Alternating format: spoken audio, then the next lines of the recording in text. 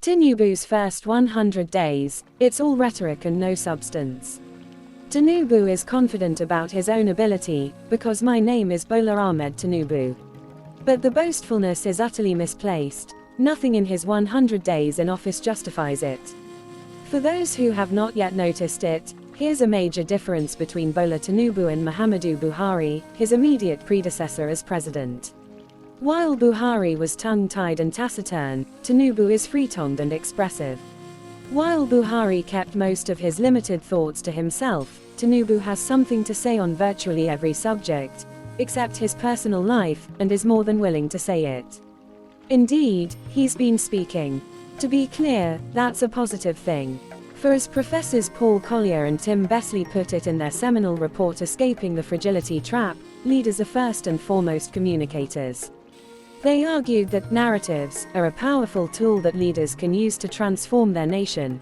Narratives about their vision for a better future, narratives about what must be done to achieve that future, and narratives about how they intend to lead their country towards that better future. So, it's a good thing that Tinubu is talking to Nigerians. But here's the rub. Firstly, a leader's narrative can only carry weight and have salience if, to start with, he gained trust. If there is a perceived gap between what a leader says and what he really means or represents, his narrative would fail.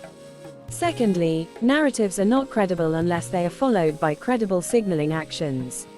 A leader whose narratives are not backed with the right actions would lose credibility. Finally, narratives must be realistic and promise what can be visibly delivered. After all, it's delivery and tangible results that matter. Thus, trust, credible actions and tangible results will define how Tinubu's administration is judged over the next 4 years, assuming the Supreme Court affirms his presidency. However, if the first 100 days are anything to go by, and are a guide to the future, then there's little room for hope.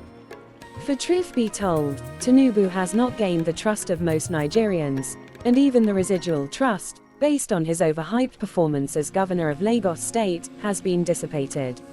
There have been activities but no credible actions, and, let's face it, the living standards of most Nigerians have deteriorated since he assumed office. So, no tangible, positive results. Yet, Tinubu's speeches are often hailed by Nigerians. Some applauded his inaugural speech, some cheered his national broadcasts, and some commended his speech at the United Nations General Assembly. Indeed, some will praise his Independence Day speech this week. But as George Orwell said in his famous essay Politics in the English Language, political speeches are typically defined by rhetorical flourishes and inherent vacuity, insincerity, and sophistry. Therefore, one must decipher and take them with a pinch of salt, not at face value. Indeed, as Orwell specifically put it, political language is designed to make lies sound truthful and murder respectable, and to give an appearance of solidity to pure wind. Surely, the positive spin that Tinubu's aides put on his 100 days in office when, in fact, it has been blood, sweat and tears across Nigeria comes close to what Orwell was describing. The fact that the administration resorts to misrepresentations, half-truths and outright lies, in a bid to claw at some positive news, again proves Orwell right. Think about it. At every meeting of world leaders, it's common for some to meet formally through bilateral meetings or informally through brush BYS or pull asides. But Tinubu's putative brief meetings with the US President, Joe Biden, and the Indian Prime Minister, Narendra Modi, during recent international events were hyped as if they were national accomplishments. And his meeting with the leader of the United Arab Emirates was misrepresented as triggering immediate lifting of the country's visa ban on Nigerians and resumption of Emirates Airlines flights to Nigeria. Tinubu's loyalists seized upon both false achievements as evidence that he's a superstar president, as they did the false claim that he was the first African leader to ring the Nasdaq closing bell. All the propaganda was, of course, designed, as Orwell put it, to give an appearance of solidity to pure wind. But a much bigger challenge to Tinubu's narratives is lack of trust. They simply lack credibility. For instance, he urged Nigerians to shun ethnic and religious rivalries, but didn't he fuel religious and ethnic divisions with his Muslim ticket and Yoruba Lokan ethnic card in the presidential election? He said his administration would tackle drug trafficking, but should Nigerians ignore his drug-related case and property forfeiture in the US? He spews rhetorical bluster about fighting corruption, but what about his stupendous unexplained wealth? And why did he appoint and retain in his cabinet and government people who are facing serious allegations of corruption or malfeasance? Like Buhari, Tinubu is fighting corruption selectively, hounding the opposition while turning a blind eye to those that EFCC has accused of corruption in his party, cabinet and government.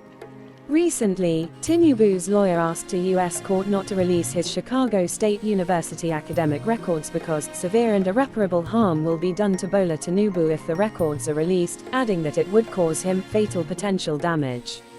What are in academic records that could cause anyone severe and irreparable harm? Why should Nigeria's president be in such a terrible situation?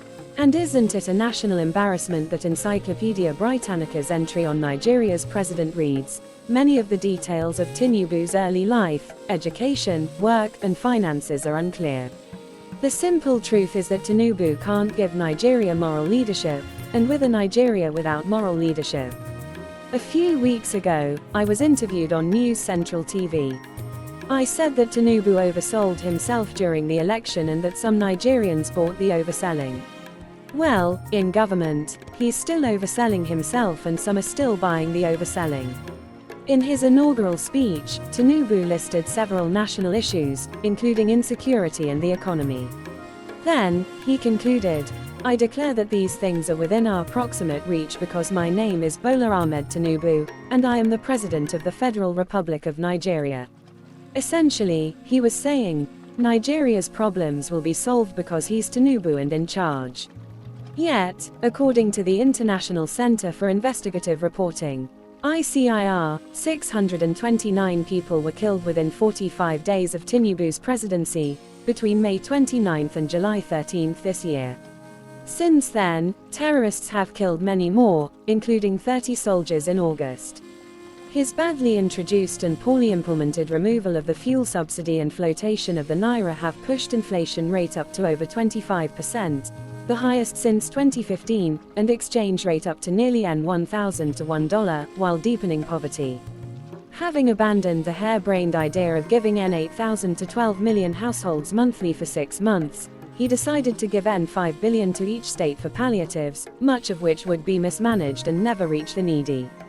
Given the huge challenges that Nigeria faces, one would expect a president that is serious about tackling those challenges to form a government of all the talents. But Tinubu formed a bloated and mediocre government consisting of cronies, acolytes and political allies. As The Economist magazine rightly puts it, his new administration is remarkably thin on technocrats. Instead, he seems to be repaying political favors and shoring up support. The magazine adds, "This lack of technical expertise is a shame." I agree. Tinubu is confident about his own ability, because my name is Bola Ahmed Tinubu. But the boastfulness is utterly misplaced. Nothing in his 100 days in office justifies it. He's been muddling through policies, domestic and international. Flowery presidential speeches, yes, but that won't transform Nigeria. Only credible actions and tangible results will. Sadly, so far, Tinubu is all talk.